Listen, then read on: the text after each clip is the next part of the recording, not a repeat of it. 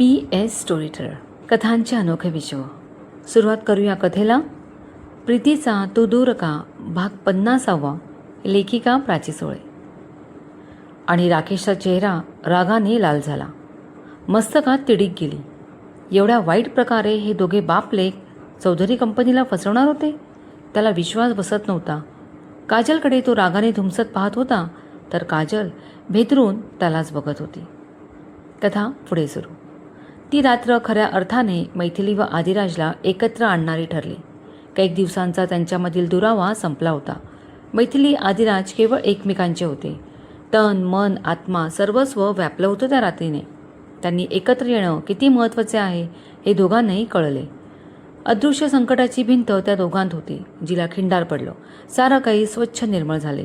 आदिराज मैथिलीचा होता, मैथिली आदिराजची होती. त्या रात्रीने त्यांना कायमचे एक केले होते. मैथिलीच्या ओठावर हेच गाणे होते. दिसते मजला सुख चित्र नवे, मी संसार माझा रेखिते. गोका, अरे चल लवकर, आवर पटपट. मैथिली आदिराज वाट बघत असतील. त्यांना काहीतरी महत्त्वाचे बोलायचे म्हटलेत. आजो गोकाला हाक मारत होते. जीवापासून आदिराजचा कॉल आला होता. त्यांना चैन पडत नव्हती. दोघेही येणार होते. 10:30 वाजता न्यू मेट्रो कॉलनीजवळ बोलावले होते. साहेब, ताईने तिथे का बोलावले आहे? थोडं लांब आहे ना? तिथला एरिया तर आता कुठे डेव्हलप होतोय? जास्त वर्दळ नसते तिथे. गोकाने शंका बोलून दाखवली. अरे असेल काहीतरी कारण त्याला. महत्त्वाचे सांगायचे असेल म्हणून अशा ठिकाणी बोलवलं असणार. तू नको चांभार चकोशा करू आता. चल टॅक्सी बघ, मी लॉक करतो दार. आजो घाई करत बोलले. साहेब, विक्रांतला बोलावू का? सोबत होईल. विक्रांत मोर्या त्यांच्या बंगल्याच्या कॉलनीत भाड्याने राहत होता. इंजिनिअरिंग करत होता. गोक्या, तुला भीती वाटते का? त्या निर्मनुष्य एरियात कोणी आपल्याला त्रास देईल असे वाटते का? विक्रांत कशाला हवाय तुला आता? एक काम कर, तूही राहा घरी, मी जातो. तसंही हे आमच्या घरचं मॅटर आहे. तू नको येऊस, घर सांभाळ, मी जातो.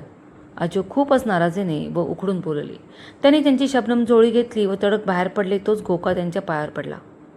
बिचारा रडत होता. अरे अरे काय करतोयस? उठ आधी, आजो रागावून बोलले. साहेब, एक वेळ मारा, उपाशी ठेवा, पण पर्क करू नका. मैथिली ताई लग्न करून जाताना मला बजावून गेली होती. काहीही झालं तरी आजोना एकटं सोडू नकोस. कायम त्यांच्यासोबत राहा. साहेब, ताई कुठल्याही कामासाठी तडक घरी येणारी. आदिराज साहेब हे घरी येत किंवा त्यांना सोडून जात इथे. पण आज अचानक एकदम वेगळ्या जागेत बोलावले म्हणून मला रावले नाही. अशा ठिकाणी का बोलावले हा प्रश्न पडला. तुम्ही माझी जबाबदारी आहात. भले मला पर्क माना, पण तुम्ही माझं कुटुंब आहात. सगळं काही आहात. वेळ पडली तर माझा जीव देईन, पण तुम्हाला काही होऊ देणार नाही. गोका हमसून रडू लागला. त्याचं सारं शरीर गदगदत होते. आणि दामोदर पंतांना त्यांची चूक लक्षात आली. गोका एवढासा मुलगा असताना त्यांनी त्याला आणलं होतं. त्यानंतर तो त्यांचा फॅमिली मेंबर झाला. मैथिलीही त्याला लहान भावाप्रमाणे वागवे. गोकाला असं बोलायला नको होतं. आजोना वाईट वाटले. त्यांनी त्याला धरून उभे केले. बाळा, माफ कर रे, मला चुकलो. पण सध्याची परिस्थिती एवढी खराब आहे की समजत नाही कसं वागावं. आजोनी त्याला मिठीत घेतले. त्या अलौकिक मिठीत गोका विरघळला. आजोवर रागावणे शक्यच नव्हते. साहेब, चला जाऊया, त्याने डोळे पुसत म्हटले. मी टॅक्सी बघतो. गोका बंगल्याच्या बाहेर आला. आजोनी दोन्ही सेफ्टी डोअर बंद करून कुलूप लावले. पण निदान एकदा तरी आजोनी मैथिलीला कॉल करायला हवा होता. कुलूप लावून ते गेट बाहेर पडले. काजल, चल उठ, राकेशला म्हणाला. काजलने प्रश्नार्थक चेहरा केला.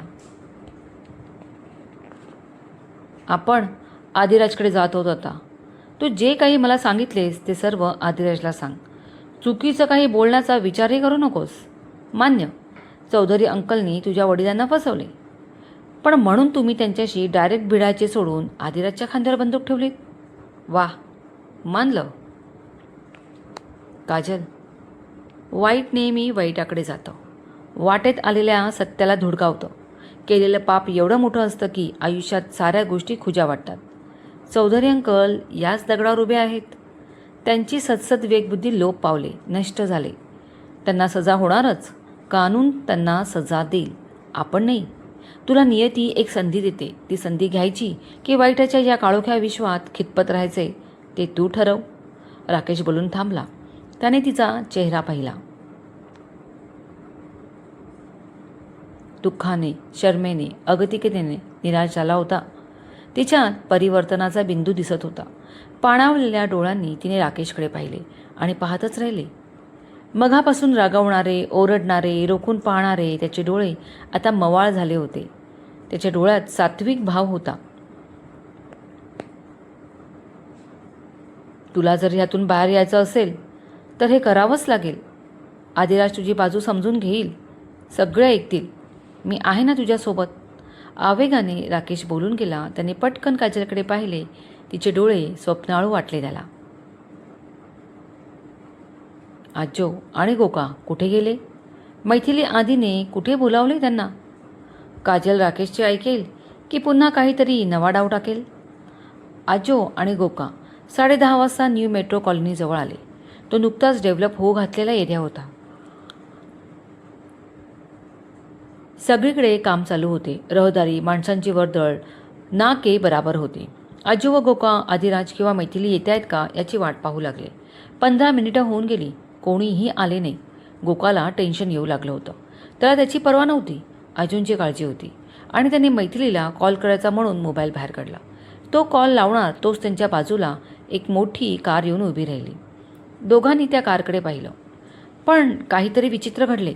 त्यांना काही कळायच्या आत त्या कारमधून 2 हट्टे-कट्टे इसम उतरले आणि क्षणात आजो व गोकाच्या बकोटीला धरून त्यांना कारमध्ये कोंबले. त्यांना ओरडायची सुद्धा संधी दिली नाही. त्यांच्या तोंडावर क्लोरोफॉर्मचा रुमाल आला होता. दोघे बेशुद्ध झाल्याची खात्री झाल्यावर कार तिथून सुसाट निघाली. आदिराज मैथिली ऑफिसला आले. राकेशने आदिराजला कॉल करून तसं अर्जंट यायला सांगितले होते. तोही काजलला घेऊन ऑफिसला निघाला. घोर सन्नाटा होता केबिनमध्ये.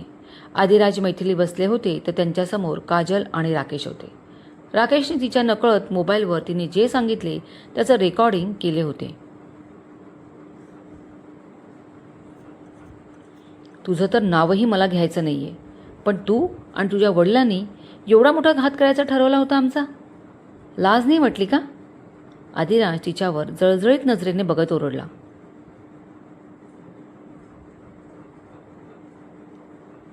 लाज वाटायला ती असावी लागते. स्वतःचं वर्तमान भविष्य अंधकारमय करायचे आणि दुसऱ्यांच्या आयुष्यात माती घालवायची. बरं जमतं तुला, मैथिली रागाने बोलली. काजल काहीच बोलली नाही. ती फक्त खाली मान घालून बसली होती.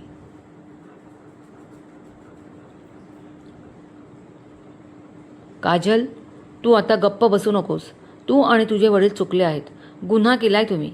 शिक्षा तर तुम्हाला होणारच, राकेश बोलला. हो हो, करा शिक्षा, करा आम्हा दोघांना शिक्षा. जाऊ आम्ही खडी फोडायला. नाहीतरी आता उरलंच काय आहे? काजल एकदम उसळून बोलली. तिच्या डोळ्यात राग, अश्रू दोन्ही होते.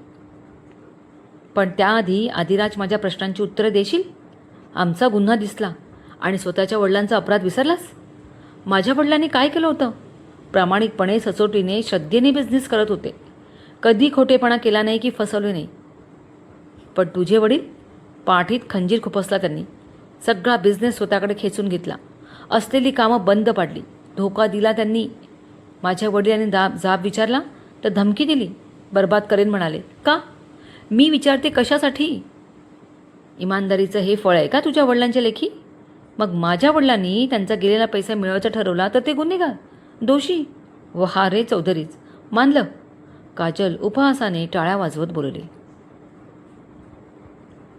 पण म्हणून हा मार्ग योग्य नव्हता, मैथिली बोलून गेली. काजलने तिच्याकडे पाहिलं. कोण बोलतंय? हे तू? जी स्वतःच विश्वनाथ चौधरीच्या रडारवर आहे, जी स्वतःचा जीव मुठीत धरून जगते. हा मार्ग योग्य नाही म्हणतेस? मग सांग ना, कुठला मार्ग योग्य आहे? त्यांच्या पायावर डोकं ठेवून आमचे पैसे परत करा म्हणून भीक मागायची? त्यांच्याकडे याचना करायची? अगं, या विश्वनाथ चौधरींनी आम्हा दोघा बाप लेकीला या जगातून कधीच उठवले असते. माझे बाबा ओळखून आहेत त्या माणसाला. त्यांना फक्त पैसा हवाय, माणुसकी शून्य. काजल ओरडली. आदिराज काहीच बोलला नाही, पण काजल जे बोलली ते सगळं सत्य होते. विश्वनाथ चौधरी फक्त पैसा बघतो आणि त्यासाठी तो कुठल्याही थराला जाईल.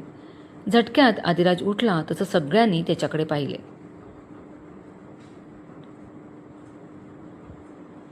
तुला आणि तुझ्या वडिलांना न्याय मी मिळवून देईन.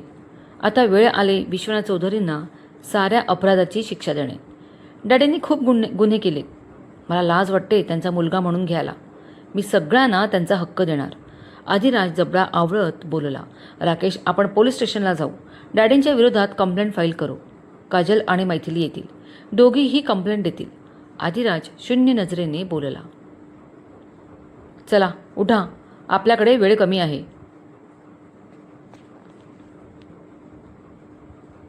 ते चौघे बाहेर निघणार तो आदिराजच्या मोबाईलवर 2 फोटो आले. त्याने ते पाहिले व त्याच्या पायाखालची जमीन हादरली. डोळे विस्फारले. त्याची ही अवस्था पाहून मैथिली पुढे झाली व त्याच्या हातातला मोबाईल घेतला. तिने पाहिले व भयातिरकेने ती जोरात किंचाळली. ते 2 फोटो होते आजो व गोकाचे, ज्यांना खुर्चीला बांधून ठेवले होते व ते नक्कीच बेशुद्ध होते. मैथिलीला चक्कर आली. ती कोसळणार तो आधीने तिला सावरले. काजलने पटकन तिला पाणी दिले. सगळ्यांची अवस्था सेम होती. आजो व गोका किडनॅप झाले होते. पण कोणी केले हा विचार येतो न येतो तोच आधीच्या मोबाईलवर मेसेज झळकला. न्यू मेट्रो कॉलनी, सितारा बिल्डिंग बेसमेंट हा पत्ता आला. आता कळलं खरं कोण कल्प्रिट आहे ते. काजलने तिघांकडे रोखून बघत म्हटले. आपण तिथे जातोय. आदिराजच्या अंगात वीज संचारली होती. रक्त तापलं. आज विश्वनाथ चौधरी असेल किंवा मी, तो म्हणाला व मैथिलीचा हात धरून तीरासारखा बाहेर पडला.